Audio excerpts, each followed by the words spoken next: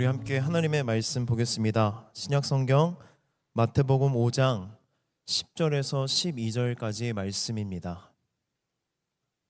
마태복음 5장 10절에서 12절까지의 말씀, 우리 세 절의 말씀을 한 목소리로 읽도록 하겠습니다. 시작. 의를 위하여 박해를 받은 자는 복이 있나니 천국이 그들의 것임이라.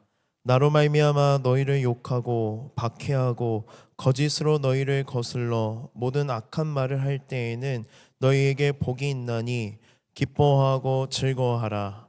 하늘에서 너희의 상이 큼이라. 너희 전에 있던 선지자들도 이같이 박해하였느니라. 아멘. 팔복 시리즈 오늘 마지막 날입니다. 지금까지 우리에게 심령이 가난한 자는 복이 있나니로 시작해서 팔복의 말씀을 쭉 함께 나눴습니다. 여러분, 팔복은요, 예수 그리스도를 믿는 그리스도인이라면 그분을 따르는 제자들의 성품과 특성으로 나타난다고 매 설교 시간마다 이야기했습니다. 그리고 팔복은 모든 그리스도인들에게 나타나는데 한 번에 나타나는 것이 아니라 서서히 나타난다라고 이야기했어요.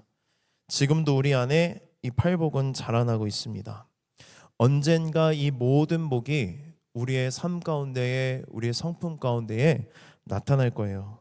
그리고 오늘 마지막 8번째 복은 앞에서 말한 7가지의 모습이 우리 인생에 나타날 텐데 이 7가지의 복 때문에 우리가 박해받을 것이라고 예수님은 말씀하십니다. 특히 7번째 복인 화평하게 하는 자 다음에 8번째 박해를 받는 자가 나오잖아요. 이런 의미예요. 우리가 화평하게 하는 사역을 감당할 때에 사람들은 그 화평과 화해를 좋아하지 않아요. 반대하는 사람이 분명히 있습니다. 그러면 우리는 의를 위해 그 일을 행하지만 반드시 반대를 만나게 될 것이고 박해를 받을 것이라고 하나님은 우리에게 말씀하십니다. 우리가 그리스도인답게 살아가고 팔복의 말씀대로 살아갈 때 그 결과로 우리는 박해를 받는다는 거예요. 그런데 오늘 예수님이 우리에게 말씀하십니다. 의를 위하여 박해를 받는 게 뭐라고 말씀하세요? 복이래요. 복.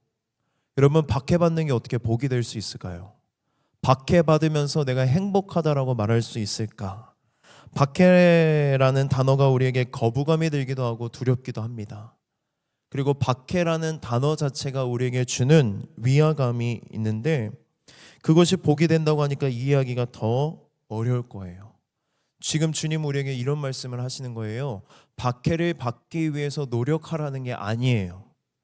너희들이 그리스도인이고 그리스도인답게 살아가면 세상에 반드시 너희를 박해할 것이다 라고 박해에 대해서 예고하십니다.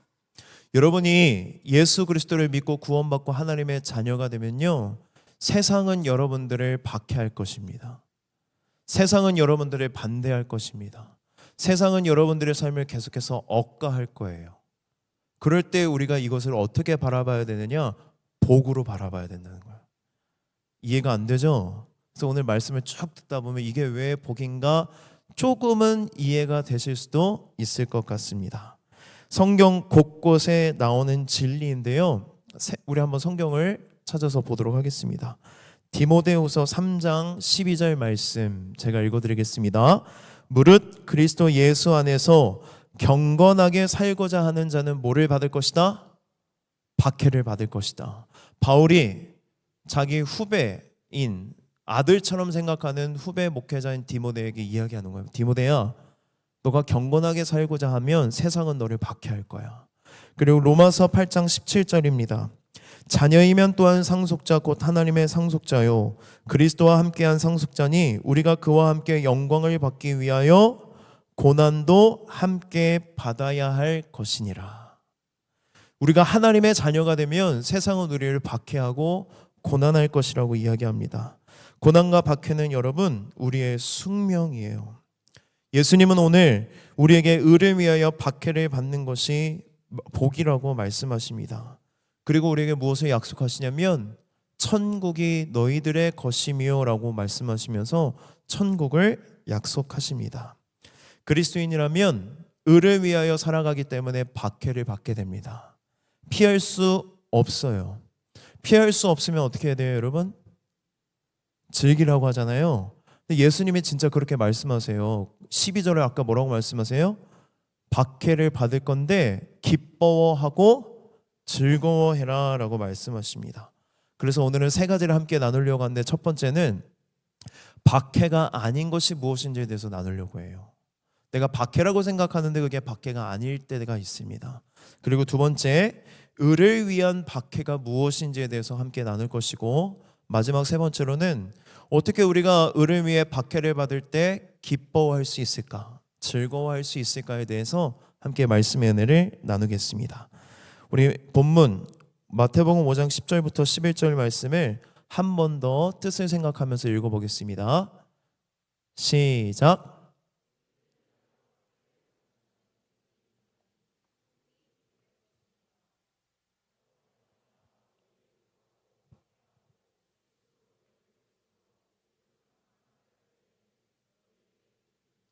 아멘. 예수님이 하신 말씀을 잘 보면 어떤 박해를 받을 때 복이 있다고 말씀하시냐면 두 가지 전제 조건을 분명히 말씀하십니다. 첫 번째는 을을 위하여 박해를 받을 때, 두 번째는 나로 말미암아, 예수님으로 말미암아 박해를 받을 때에만 복이 있다라고 말씀하십니다. 여기서 우리가 생각해야 하는 것은 무엇이냐면, 우리가 박해라고 생각하면서 겪었던 일들이 사실은 진짜 박해가 아닐 수도 있다라는 이야기예요.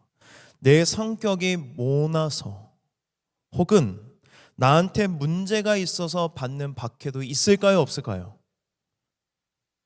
있죠, 여러분. 많아요. 여러분들이 을을 위해서 박해를 받는다고 생각하는 것들 중에 대부분은 아마 여러분들이 모나서일 거예요. 인정 안 하세요?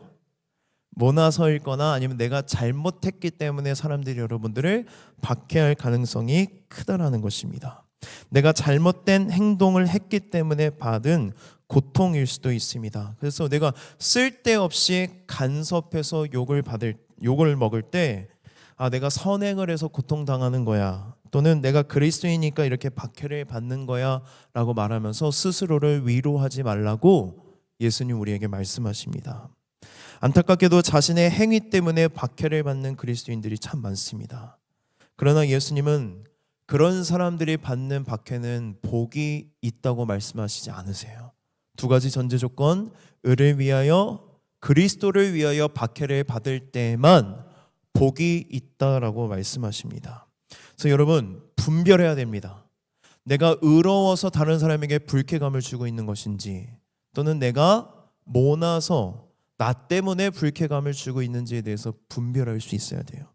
예를 한번 들어보겠습니다. 어떤 사람이 있어요. 이 사람이 근무 태도가 그렇게 좋지 않아요. 성실하지 않아요. 회사도 자주 늦고 회사에서 근무 태도도 그렇게 좋지 않습니다. 그런데 그리스도인이에요. 여름이 돼서 선교를 가려고 회사에 휴가를 냈습니다. 저 단기 선교 갈 겁니다. 휴가 해주세요. 그런데 회사에서 그 기간 동안에 중요한 일이 있으니 반려당한 거예요. 회사에서. 그러면 여러분, 이것은 을을 위해 박해를 받는 거예요? 나 때문에 박해를 받는 거예요? 그런데 우리는 이거를 을을 위해 박해를 받는다고 포장하고 싶은 마음이 생긴다는 거예요. 내 근무 태도에 대해서 생각하지 않고, 회사 일정에 대해서 생각하지 않고, 선교니까, 하나님의 일이니까 그런데 못 가게 하네, 을을 위해 박해하네 라고 생각하지만 그게 아니라는 것입니다. 제가 예를 극단적으로 들었지만 실제로 일어날 수 있는 일이라고 저는 생각합니다. 자신의 어리석음과 자신의 행위로 인해 박해를 받는 그리스도인들이 많습니다. 그러나 예수님은 다시 한번 이야기하지만 의로 인하여, 예수님으로 말미암아 박해를 받을 때에만 복이 있다라고 말씀하세요. 우리는 이것을 분별할 수 있어야 되는데, 분별하기 위한 기준이 중요합니다. 무엇을 가지고 분별할 수 있을까? 예수님의 말씀을 잘 보십시오. 을을 위하여 박해를 받는 거라고 말씀하셨어요. 그 기준이 뭐가 되어야 되냐면, 내가 박해받는 이유가 의 때문인지 나 때문인지를 기준을 잘 삼고 분별을 해야 한다는 것입니다. 응에 줄이고 목마른 자 설교 여러분 기억나십니까? 거기서 의가 뭐라고 제가 설명했죠? 성경에 말하는 의는 뭐다? 뭐라고요? 성경에서 의라는 단어가 나오면 이렇게 해석하시면 됩니다 라고 이야기했잖아요. 의에 줄이고 목마른 사람. 두 가지를 제가 이야기했는데, 하나는 하나님께 받아들여진 상태, 그리고 두 번째는 하나님과의 친밀한 관계라고 의에 대해서 이야기했습니다. 여러분 생각해 보세요. 내가 의로워지기 위해서 뭘 한 것이 있나요, 없나요? 우리는 의로워지기 위해서 한 것이 아무것도 없고 할 수도 없어요. 우리는 태어날 때부터 죄인이고 의로울 수가 없는 존재이기 때문에 내가 의롭기 위해서 아무리 노력을 해도 우리는 의로워질 수 없는 존재예요. 우리가 노력하는 것은 아무것도 없습니다. 그런데 예수님이 내 모든 죄를 대신해 십자가에서 죽으시고 부활하심을 믿으면 그 믿음을 보시고 하나님이 우리를 의롭다라고 인정해 주신다는 거예요. 이 의롭다라고 인정해 주신 것은 이런 거예요. 하나도 의롭지 않은 존재인데 예수님을 믿었기 때문에 예수님이 사신 의로운 삶도 내 삶처럼 여겨주신다. 하나님이 예수님을 늘 안아주시는 것처럼, 늘 받아주시는 것처럼 믿음으로 의로워진 우리를 하나님이 어떻게 해주신다는 거예요? 항상 안아주신다, 받아주신다, 하나님과의 친밀한 관계를 이루며 살아간다는 것입니다. 이것을 두 글자로 뭐라고 말하냐면 은혜라고 불러요. 은혜. 자격이 없는 자에게 주어지는 선물. 의로워지기 위해서 내가 한 것은 아무것도 없는데 믿음 하나만 보시고 의롭게 여기신다. 그런데 그 믿음조차도 내가 잘한 것이 아니라는 거예요.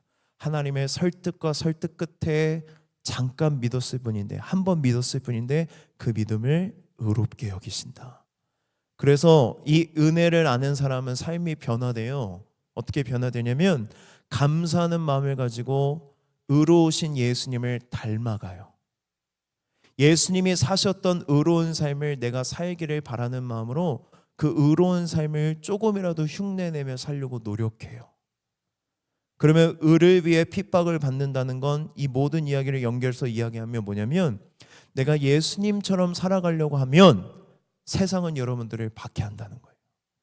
내가 예수님처럼 말을 하면 세상이 여러분들이 박해해요. 내가 예수님처럼 누군가를 사랑하고 선행을 베풀고 용서하고 그러면 세상은 여러분들을 반대하고 박해하고 핍박할 것이라고 이야기합니다. 예수님은 이미 예고하셨어요. 요한복음 15장 말씀을 보면 세상이 우리를 미워할 것인데 우리보다 예수님을 먼저 미워한 것을 기억하라고 말씀하세요. 그리고 이렇게 말씀하십니다. 우리가 세상에 속하지 않았고 예수님께 속했기 때문에 너희들이 박해받는 것이다.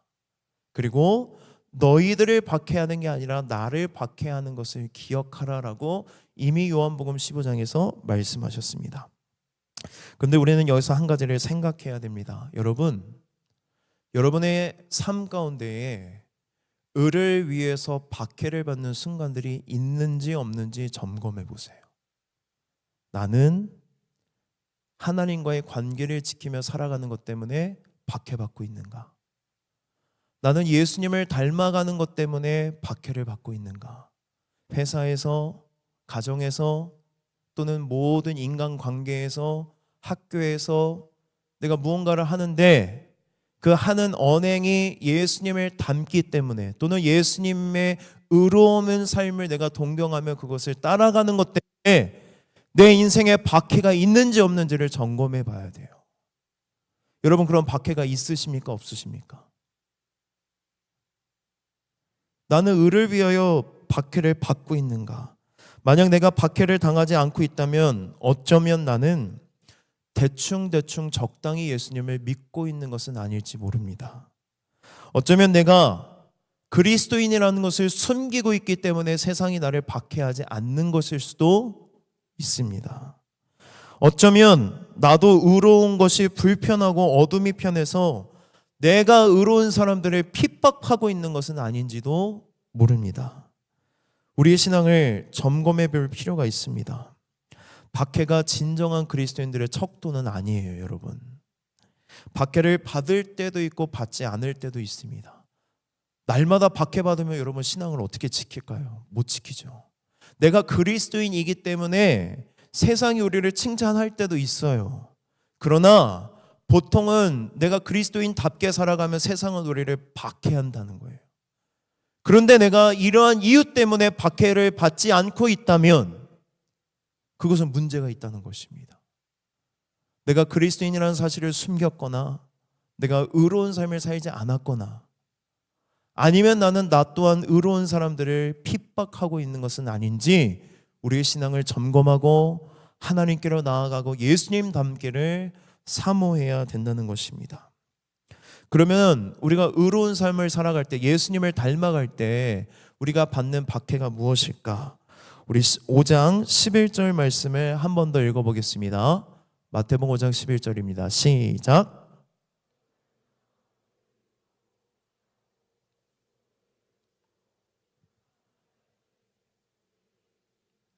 네, 11절을 보면 거짓으로 너희를 거슬러라는 표현이 나와요.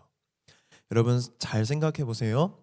내가 예수님을 닮은 모습을 살아갈 때에 누군가 나를 박해할 거잖아요, 세상이. 그러면 박해하는 사람은 쟤를 박해하고 있어라고 생각하면서 박해할까요? 그런 나쁜 마음을 가지고 박해하는 사람이 있을까요, 없을까요? 있다면 마귀죠, 마귀. 그 정도의 악한 마음을 갖고 있다면 마귀예요, 마귀. 보통은 세상도 우리를 박해하려고 할 때 제가 그리스도이니까 또는 제가 의로우니까 나는 쟤를 박해할 거야 라는 마음의 동기를 가지고 박해하는 사람은 대부분 없습니다. 저 사람은 착한데 나는 저 사람을 박해하는 나쁜 짓을 저지르고 있어 라는 생각으로 박해하는 사람은 없어요. 박해하는 사람들은 어떤 마음을 갖냐면 스스로 자기가 하는 것들이 자기의 비난과 비판이 정당하다라고 생각합니다. 정당하기 때문에 잘못된 점을 꼬집고 있다고 생각을 해요. 박해하는 사람은 자신이 옳은 일을 한다고 믿고 있기 때문에 스스로에게 거짓을 거슬러 거짓말을 하면서 다른 사람을 박해합니다. 그렇게 믿지 않으면 양심이 견디기 어렵기 때문에 거짓을 거슬러 우리 그리스도인들을 박해한다는 거예요. 예를 한번 들어보겠습니다. 예입니다, 여러분. 예. 제가 성현이를 참 좋아하는데요. 성현이 어딨나요? 예, 있죠, 여기. 예예요, 예. 제가 성현이를 너무 좋아하고 너무 사랑해서 성현이를 제가 막 잘해주는 거예요. 밥도 사주고 선물도 사주고 카카오톡 기프티콘도 막 보내주고. 그런데 성현이가 이걸 나쁘게 해석하는 거예요. 어떻게 해석하냐면 제가 무슨 꿍꿍이가 있어서 나한테 계속 잘해준다라고 비판하면서 사람들한테 얘기하는 거예요. 루디한테 가서 루디야야, 자꾸 목사님이 나한테 잘해주는데 나 이게 불쾌하다. 목사님이 무슨 꿍꿍이가 있는 것 같은데 이렇게 잘 구슬렸다가 내년에 임원을 또 세운다든지 가지작을 또 세우려는 속셈인 것 같다. 나는 그 속셈에 넘어가지 않을 거다라고 이야기를 하고 다녀요. 여기저기 이야기를 하고 다니다가 이렇게 저를 박해하려면 성현이는 스스로에게도 거짓말을 해야 돼요. 이건 안 좋은 거야. 가스라이팅이야. 그리고 다른 사람들에게도 거짓을 거슬러 뭐 해야 돼요? 거짓말을 해야 합니다. 그래야 양심에 거리낌이 없이 저를 미워하고 박해하는 일이 되기 때문이에요. 근데 이 소문이 돌고 돌아서 저에게 들립니다. 그럼 제 마음이 어떨까요, 여러분? 정말 순수한 의도로 저는 성현이가 좋아서 선행을 베풀었는데 성현이는 이걸 나쁘게 왜곡하는 거예요. 거짓을 거슬러서 잘못됐다라고 저를 비난합니다. 그러면 저는 이 모든 것들이 다 헛수고라고 생각할 거예요. 배신감도 들고 상처가 될 것입니다. 물론 성현이는 그런 친구가 아닙니다. 오해하지 마시고 이건 뭐라고요? 예시예요, 예시. 그래서 예수님은 우리에게 의를 위해 박해를 받을 때 뭐라고 말씀하시냐면 오히려 기뻐해라 라고 말씀하시는 거예요. 즐거워해라, 기뻐해라. 왜 그렇게 말씀하셨을까? 이런 얘기가 저한테 들려와요. 거짓말이 들려와요. 그러면 저는 어떻게 되냐면 자기 연민에 빠져요. 내가 뭐 하려고 그랬을까? 나는 정말 사랑하는 마음을 했는데 이런 마음이 들면 어떻게든 마음이 꺾여서 하고 싶지가 않아져요. 예수님을 닮고 싶지 않고 말씀대로 살고 싶지 않고 이게 예수님의 기름에도 불구하고 내 마음대로 살고 싶은 마음이 내 안에 올라와요. 저는 목사입니다. 목사인 저는 하나님이 맡겨주신 우리 영혼들에게 복음을 전하고 예수님을 전하는 사람이에요. 그럼 제가 복음을 전하고 예수님을 전하려면 반드시 해야 될 이야기가 있는데 뭐냐면 죄인이라는 거예요. 우리는 모두 죄인입니다. 우리는 모두 죄를 지었습니다. 잘못된 것에 대해서 잘못되었다고 말을 해야 됩니다. 그러려면 저는 여러분의 삶으로 들어가야 돼요. 여러분의 삶에 대해서 침범해야 되고 간섭해야 됩니다. 제가 이렇게 간섭하고 침범하면 저는 반드시 박해를 받게 될 거예요. 왜 이렇게 간섭하지? 왜 이렇게 신경 쓰지? 왜 이렇게 나한테 관심이 많지? 그런 반응과 태도를 제가 보게 되면 제 마음이 섭섭하고 속상해지고 자기 연민에 빠지게 됩니다. 그런데 예수님은 오늘 우리에게 뭐라고 말씀하시냐면 그렇게 하지 말라는 거예요. 자기 연민에 빠지지 말고 나의 선한 의도와 사랑이 왜곡될 때 오히려 기뻐하고 즐거워해라. 왜 기뻐하고 즐거워라고 말씀하실까? 내가 지금 올바른 일을 하고 있기 때문에 하나님이 기뻐하시는 의의 길을 걷고 있기 때문에 박해받는 거라는 거예요. 오히려 내가 잘하고 있다는 것을 증명받는 거예요. 박해를 통해서 내가 정말 하나님이 기뻐하시는 일을 하고 있구나, 마귀가 싫어하는 일을 하고 있구나라는 증명을 얻고 힘을 얻고 위로를 얻어서 그 길을 포기하지 말고 의의 길을 계속해서 걸어가라고, 오히려 기뻐하라고, 오히려 좋아하라고, 오히려 즐거워하라고 예수님은 우리에게 말씀하십니다. 여러분에게도 이런 경험이 있을 것 같습니다. 나의 선한 의도를 누군가가 악의적으로 해석하고 왜곡하고 비난받을 때가 있습니다. 예수님을 닮아가면 우리는 반드시 만나게 됩니다. 이것이 우리가 겪게 되는 박해인데 그럴 때마다 여러분 자기 연민에 빠지지 마십시오. 여러분이 올바른 길을 걸어가고 있다는 확증을 얻으시고 잘하고 있다는 증거입니다. 절대로 그 길을 포기하지 마시고 끝까지 사랑하여 하나님의 일을 이루어내는 저와 여러분이 되었으면 좋겠습니다. 두 번째로 의를 위해 받는 박해는 무엇이냐면 복음을 전할 때 일어나는 일입니다. 우리 12절 말씀을 한 번 더 읽어보겠습니다. 시작.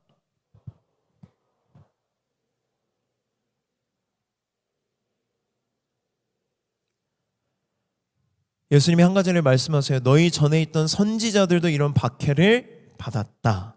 선지자는 어떤 역할일까요? 선지자, 예언자라고 하죠. 선지자, 예언자를 우리가 잘못해서 그러면 무언가 앞에 일어날 일들에 대해서 이야기하는 사람들이라고 생각해요. 근데 예언할 때 예는요, 미리 예자가 아니에요. 한자로 맡길 예자예요. 맡길 예자. 그러니까 앞에 일어날 일들에 대해서 막 불라불라 떠드는 게 아니라 하나님이 맡기신 말씀을 전하는 자들이 예언자고 선지자예요. 근데 이 선지자들이 하는 역할이 뭐냐면 하나님이 이런 말씀을 전해라 라고 하면 그 말씀을 전하는데 그 말씀을 전할 때마다 선지자들은 뭘 받았다? 박해를 받았다. 우리가 지금 예레미야를 통독하고 있습니다. 통독하고 계시죠 여러분? 저는 카자흐스탄에서 통독을 밀린 거를 다 했어요. 하루에 일어나서 아침에 3개씩 들었던 것 같아요. 3일씩. 그랬더니 다 따라잡았더라고요. 여러분 할 수 있습니다. 포기하지 마시고 오늘 당장부터라도 통독 다시 시작하세요. 지금 예레미야를 읽고 있는데요. 예레미야의 별명이 눈물의 선지자예요. 왜냐하면 예레미야는 맨날 하나님의 말씀을 전하고 박해받고 구박받아서 눈물을 흘리면서 하나님 그 말 전하기 싫어요. 전해라. 눈물 흘리면서 전하고 눈물 흘리면서 박해를 받았기 때문에 눈물의 선지자입니다. 예수님도 기적을 행하실 때는 사람들에게 환영과 칭찬을 받았어요. 오병이어의 기적을 여러분 기억하시나요? 칭찬받고 환영받아요. 그런데 하나님의 말씀을 전할 때면 사람들이 여지없이 다 떠나갑니다. 다 비난합니다. 예수님이 하나님의 말씀을 전할 때마다 바리새인과 서기관들, 대제사장들이 어떻게 하면 예수님을 죽일까 의논하는 장면이 항상 붙여서 요한복음 말씀에 나오는 것을 볼 수 있습니다. 여러분, 하나님의 말씀을 전하는 삶을 살아갈 때 우리는 반드시 박해받게 되어 있습니다. 하나님이 우리에게 맡기신 메시지를 우리는 전해야 되는데 그게 바로 무엇입니까? 복음이에요. 복음을 전하는 사람은 반드시 박해를 받게 되어 있습니다. 그래서 우리는 복음을 전하는 것을 두려워해요. 왜? 박해받으니까, 환영받지 않으니까, 비난하니까, 비아냥거리니까, 조롱하니까, 박해받으니까 우리는 복음을 전하는 것을 두려워합니다. 그래서 우리가 선택하는 방법이 뭐예요? 나는 삶으로 복음을 전할 거야. 그래서 선행을 열심히 합니다. 근데 여러분, 이 삶으로 복음을 전한다는 말에는 함정이 숨겨져 있습니다. 복음은요, 우리의 선행을 통해서 절대로 드러나지 않는다는 사실입니다. 물론 여러분, 삶으로 복음을 보여줘야 합니다. 그러나 내 삶만으로는 복음을 전할 수 없습니다. 예를 들어 볼게요. 여러분들이 꼭 복음을 전하고 싶고 전도하고 싶은 친구가 있어요. 근데 이 친구한테 내가 복음을 말로 전하지는 않고 복음을 내가 삶으로 보여주고 전도할 거야 라는 마음을 가지고 잘해줘요. 선행을 베풀어요. 예수님같이 행동해요. 위로를 말하고 좋은 말을 많이 해요. 그러면 이 친구가 복음이 저런 거구나, 나도 하나님께 용납받을 수 있구나, 용서받을 수 있구나, 제가 다 용서받고 하나님께 사랑받을 수 있구나라고 생각을 하게 될까요? 못하게 될까요? 못하게 되죠. 어떻게 그게 가능해요? 이런 생각을 할 수도 있어요. 얘는 정말 좋은 친구야, 정말 착한 친구야. 그런데 나는 저렇게 못 살아. 그런데 나는 저렇게 못 살아. 저렇게 사니까 날마다 이용만 당하지 라는 생각만 하게 된다는 거예요. 여러분, 우리는 반드시 복음의 내용을 말로 전해야 됩니다. 미움받고 박해받고 배척당할지라도 반드시 우리는 복음을 언어로 전해야 됩니다. 로마서 10장 14절입니다. 그런즉 그들이 믿지 아니하는 일을 어찌 부르리요, 듣지도 못한 일을 어찌 믿으리요, 전파하는 자가 없이 어찌 들으리요. 전파하는 자가 없는데 어찌 복음의 내용을 들을 수 있겠습니까? 복음을 전해야 됩니다. 여러분, 복음은 너희들은 문제 있고 너희들은 쓰레기 같은 존재야 라고 말하는 게 아니에요. 복음은 우리 모두 쓰레기 같지만 우리 모두 하나님께 사랑받을 수 있는 존재라고 말하는 기쁜 소식입니다. 예수 그리스도 안에서 우리의 모든 죄를 용서받고 새롭게 변화될 수 있는 존재라고 말하는 기쁨의 소식입니다. 그런데 이 복음을 우리의 말로 전하지 않으면 그 누구도 복음의 내용을 들을 수 없습니다. 물론 복된 삶을 통해서 복음을 전할 때 더 효과적이지만 삶만으로는, 선행만으로는 복음을 전할 수 없다는 것입니다. 우리의 삶이 온전하지 못할지라도 우리는 복음을 전할 수 있어요, 여러분. 이런 두려움이 있습니다. 내 삶을, 내 현실을 아는데 내가 복음을 전할 때 이 복음을 복음으로 받아들일 수 있을까라는 염려와 두려움이 우리 안에 있거든요. 근데 여러분, 그런 두려움 다 버리십시오. 우리가 복음을 전할 수 있는 자격은 우리의 삶으로 절대로 취득할 수 없어요. 예수님이 우리에게 자격이 되시기 때문에 우리는 복음을 전할 자격이 충분하다는 것입니다. 여러분, 우리는 믿음으로 뭘 얻은 존재예요? 의롭다함을 얻은 존재예요. 우리는 의로워졌어요. 누구 때문에? 예수님 때문에. 내가 복음을 전할 수 있는 자격은 바로 내 안에 계시는 예수 그리스도 때문입니다. 그런데 우리가 복음을 전하면 사람들은 우리의 삶을 걸고 넘어질 거예요. 아유, 저 말만 번지르란 놈. 그리스도인이면서 삶을 저렇게 살고 저런 말을 하고 저런 행동하면서 무슨 예수님을 믿으라고 해? 라고 세상은 우리를 박해할 것입니다. 우리는 예수님을 믿고 구원받았지만 여전히 자기중심적이고 여전히 이기적이고 여전히 죄를 짓습니다. 그러나 여러분, 괜찮습니다. 이런 나도 누가 받아주셨다는 거예요? 하나님이 받아주셨다는 것입니다. 이런 나도 하나님이 용납하셨기 때문입니다. 하나님의 사랑은 변하지 않기 때문입니다. 그래서 우리는 우리의 삶이 복음답지 않을지라도 복음을 전하면서 그 친구들에게 이렇게 말할 수 있어야 돼요. 나도 쓰레기다. 나도 죄인이다.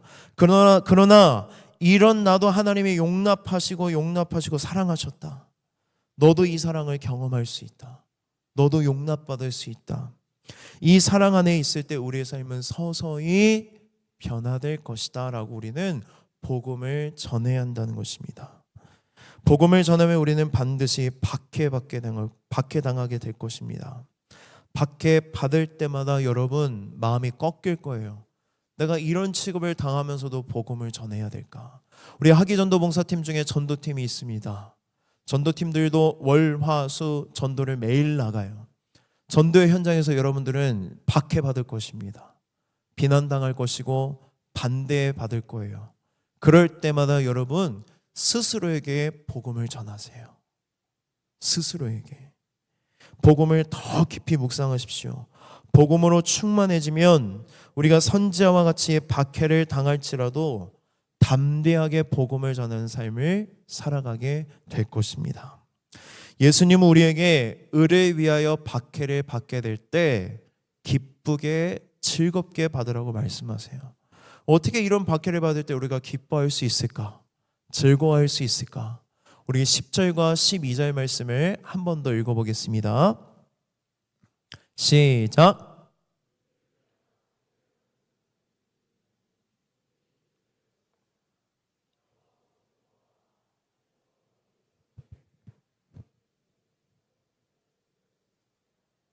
잠깐만 띄워주실래요? 10절과 12절 말씀을 보면 기뻐할 수 있는 이유에 대해서 주님이 말씀하시는데, 첫 번째는 천국이 그들의 것임이라 라고 말씀하시고요, 두 번째는 하늘에서 너희의 상이 큼이라 라고 이야기해요.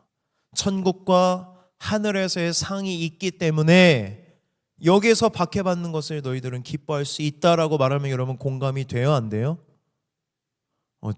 누군가 막 이렇게 고개를 젓는데 저도 안 돼요. 제가 언제 천국 갈지 알고 그 천국에 있는 상을 바라보면서 박해받으면서 조금만 버티고 견디면 난 천국에서 큰 상을 받을 거야 라는 마음으로 박해를 견디기 어렵다라는 거예요. 쉽지 않습니다. 우리는 보통 이 말씀을 내가 죽고 나면 천국에서 하나님께서 상을 주신다라고 이야기하는데요, 그런 의미가 아니라는 거예요. 마태복음 연구의 권위자인 R.T. 프랜스라는 신학자가 있습니다. 이 프랜스라는 신학자는 이 말씀 구절의 주석을 이렇게 답니다. 잘 들어보십시오. 여기서 말하는 천국과 하늘에서라는 표현은 사후회라는 의미가 아니다. 사후가 뭔지 아시죠? 죽음 이후의 의미가 아니다. 그 다음 잘 들으십시오. 오히려 하나님과 더불어라는 의미로 해석해야 된다. 무슨 의미입니까? 이런 의미입니다. 너희가 죽고 나서 상을 받는다는 것이 아니라 박해를 받고 있는 지금 하나님께서 너와 함께 하셔서 너에게 상이 되어주시고 상을 주실 것이라고 약속하시는 거예요. 너희가 세상을 위해서 선행을 할 때 너희들은 거부당할 것이다.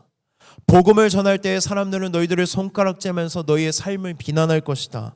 하지만 염려하지 말아라. 그때 너희는 그 어느 때보다 하나님의 임재를 더 깊이 경험하게 될 것이라고 약속하는 말씀이라고 프랜스 신학자는 우리에게 이 말씀의 의미에 대해서 이야기합니다.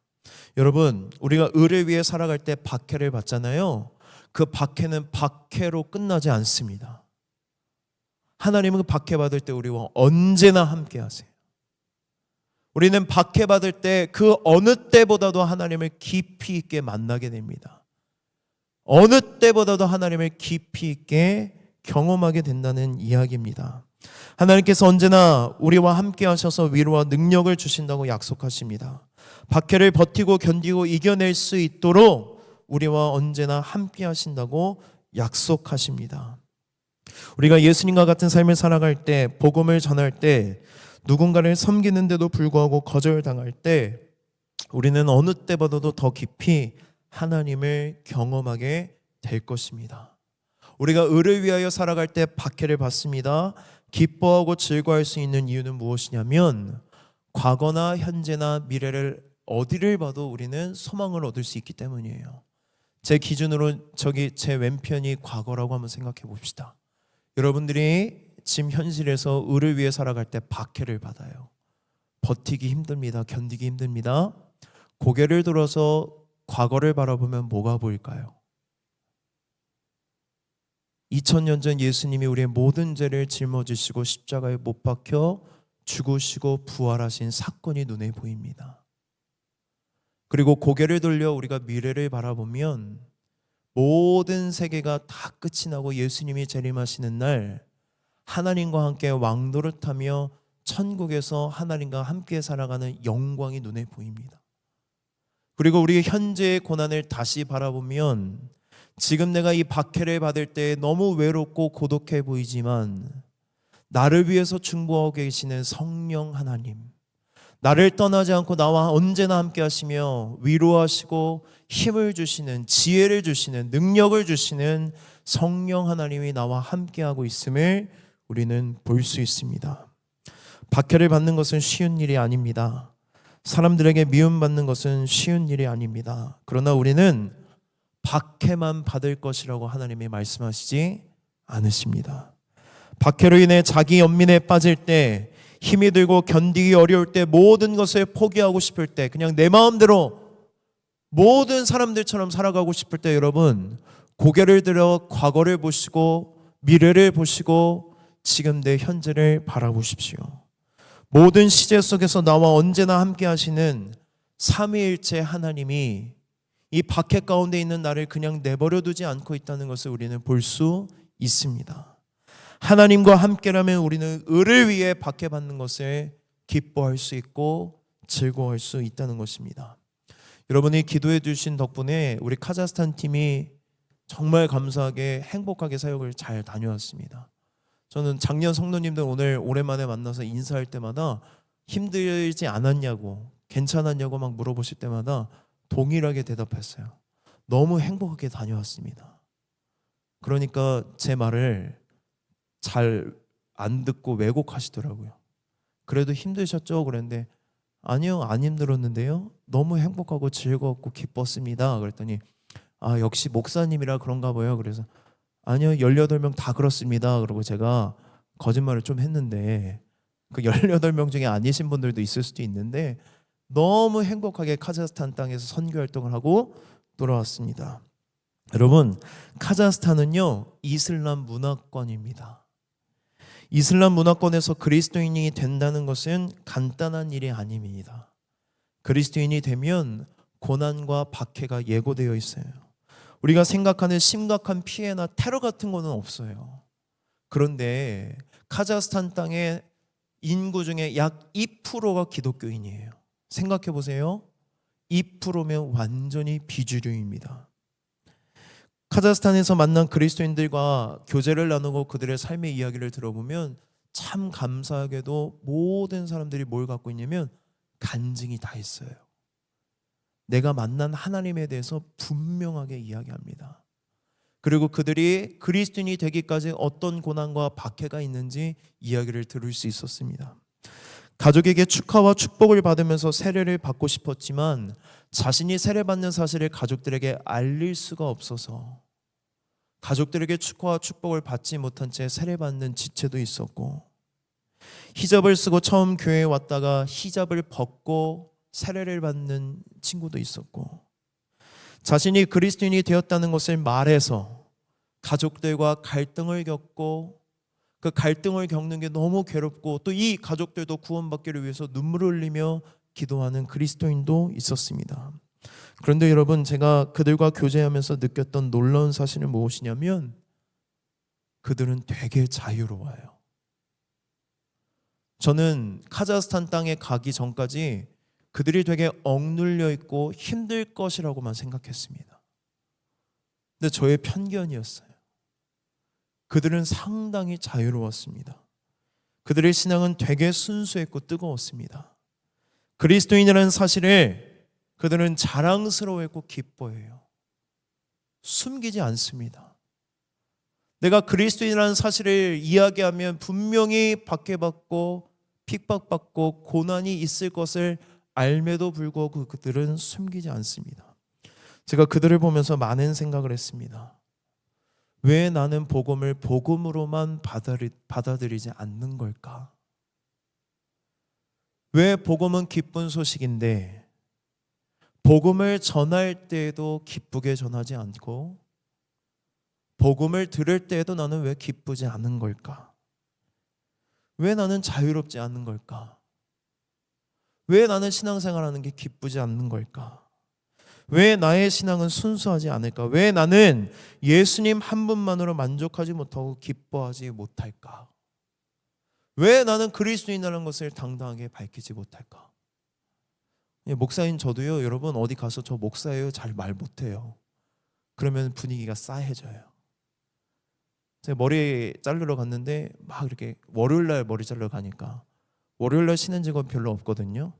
막 이야기하다가 무슨 직업 하세요? 이렇게 머리 감겨줬는데 저 목사입니다 했더니 한 3초간 침묵하시더라고요. 아, 어제 찬양 많이 들으셨나요? 막 이런 얘기하시고 그 다음부터 대화가 끊겼어요. 목사인 저도 그리스도인이라는 것을 쉽게 밝히지 못해요. 왜 그러는 걸까 고민을 많이 하고 말씀을 준비하면서 그런 결론을 내렸습니다. 여러 가지 복합적인 이유가 있겠지만 내 인생에는 의를 위한 박해가 없다. 내가 예수님을 위해서 살아가는데 내 인생에 박해가 없는 것 같다. 박해가 없는 이유는 여러 가지겠죠. 의로운 삶을 살지 않았기 때문에, 내가 예수님을 닮은 삶을 살지 않았기 때문에 대충 적당히 타협하면서 신앙생활을 했기 때문에 내 인생에 의를 위한 박해가 없고, 의를 위한 박해가 없기 때문에 내가 신앙생활하는 게 기쁘지가 않구나. 그리스도인이라는 게 자랑스럽지 않구나. 자유하지 못하고 내가 얽매여 있구나라는 것을 생각했습니다. 여러분, 이것은 저만의 이야기가 아니라고 생각해요. 우리는 우리 자신을 너무 소중하게 생각해요. 너무 귀하게 생각합니다. 나는 소중해. 나는 다치면 안 돼. 내 인생의 박해는 절대로 있을 수 없어. 그러니 우리가 신앙생활하면서 적당히 합니다. 대충 합니다. 갈등의 요소를 다 제거합니다. 그리스도인이라는 사실을 숨깁니다. 적당히 신앙생활하며 살아갈 때가 많다는 것입니다. 내가 너무 소중하고 내가 너무 귀합니다. 하나님이 소중하고 하나님이 귀해야 되는데, 내가 전해야 될 이 복음의 메시지가 귀해야 되는데 내가 너무 소중하니까 박해가 싫고 이기적이게 살고 싶고 손해보기 싫어하고 대충 적당히 타협하며 신앙생활하기 때문에 의를 위한 박해가 없습니다. 오늘 설교 말씀을 들으면서 이런 질문이 떠오르는 청년들도 있을 것 같아요. 왜 꼭 박해를 받아야 합니까? 왜 내가 손해받아야 합니까? 손해보면서 살아야 됩니까? 왜 그냥 이렇게 편하게 살면 안 됩니까? 여러분, 예수님의 죄와 사망의 권세 가운데 죽어가고 있는 우리를 구원하시기 위해 어떤 박해를 받으셨는지 바라보십시오. 기억하십시오. 예수님은 우리의 모든 죄를 짊어지시고 십자가에서 하나님의 진노와 저주 심판을 받아 죽으셨습니다. 우리의 죄를 대신에 박해받으시고 십자가에서 죽으신 예수님이 지금 우리에게 뭐라고 말씀하냐면, 이제는 너희들의 삶이 의로워졌으니 의로운 삶을 살아가라고 말씀하십니다. 예수님을 닮은 삶을 살아가라고 말씀하십니다. 의를 위하여 박해를 받으라고 말씀하십니다. 그것이 복이라고 말씀하십니다. 왜 의를 위해 박해받는 게 복인지 아십니까 여러분? 의를 위해 박해를 받을 때마다 기독교는 부흥했습니다. 기독교의 모든 역사를 보면 초대교회에 심각한 박해가 있을 때 박해로 인해 순교하고 고난당하고 배척당했지만 초대교회는 날마다 부흥했어요. 날마다. 오히려 기독교가 로마의 국교가 되었을 때, 모든 핍박과 방해가 없을 때 기독교는 쇠퇴합니다. 타락합니다. 박해받을 때 기독교는 부흥했지만 박해가 없을 때 기독교는 타락했습니다. 우리의 신앙도 마찬가지입니다. 여러분, 의를 위해 박해받는 것을 사모하십시오. 아멘이 안 나오죠? 박해를 사모하라니 말도 안 되는 얘기를. 여러분, 의를 위해 박해받는 것을 사모하세요. 예수님이 우리에게 약속하셨어요. 천국이 그들의 것임이라. 하늘에서 상이 큼이라. 죽음 이후의 이야기가 아니라 의를 위해 박해받는 너희들의 삶의 현장 가운데에 하나님이 언제나 함께 하십니다. 의를 위해 박해를 받을 때 여러분 기뻐하십시오. 즐거워하십시오. 하나님을 더 깊이 만날 수 있는 기회가 찾아왔기 때문입니다. 박해받는 것에 대해서 두려워하지 마시고 여러분 박해받는 자리에 나아가십시오. 그렇다고 여러분 일부러 박해받으라는 얘기는 아니에요. 그냥 가만히 있으면 여러분 박해할 거예요. 박해 자리를 찾아다니지 않아도 괜찮습니다. 박해받을 때도 있고 안 받을 때도 있지만 박해가 찾아왔을 때 오늘의 말씀을 기억하십시오. 하나님이 내 인생에 가까이 오시겠구나. 그 어느 때보다도 깊이 하나님을 만날 기회가 찾아왔구나.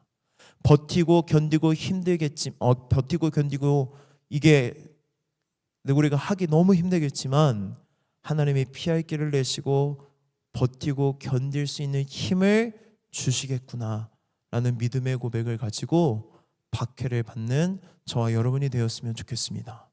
여러분들에게 한 가지 도전을 드리겠습니다. 여러분의 직장에서 여러분의 직장 동료들에게 그리스도인이라는 것을 숨기지 마십시오. 여러분 학교의 친구들 또 여러분들의 모든 관계 속에서 그리스도인이라는 것을 당당하게 밝히세요. 그것 때문에 여러분들은 박해받을 것입니다. 그러나 그 박해가 주님은 복이라고 말씀하십니다. 그 복을 날마다 누리고 경험하는 저와 여러분이 되었으면 좋겠습니다. 우리 시간에 함께 십자가의 길 순교자의 삶이라는 찬양을 함께 결단으로 하나님 앞에 드렸으면 좋겠습니다. 하나님 우리가 이 길을